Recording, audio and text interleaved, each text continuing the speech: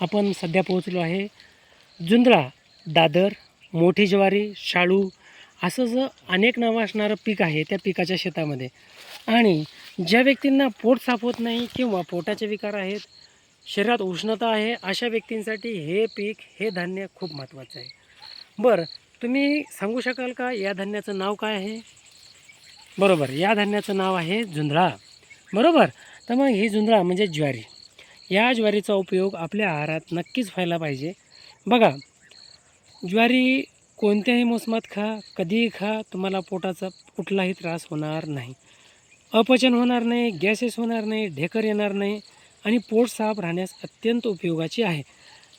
तुम्ही जर चपाती खात असाल किंवा तांदूळ खात असाल त्याहीपेक्षा ज्वारी ही खरंच खूप चांगली आहे.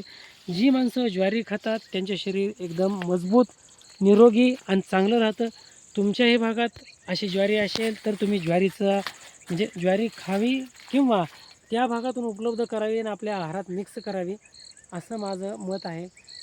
बघा, तुम्हाला जर ज्वारी मिळत नसेल तर तुम्ही ऑनलाईन मागवू शकता आणि गावाकडे म्हणजे ज्या ठिकाणी पिकते अशा ठिकाणाहून देखील तुम्ही मागवू शकता.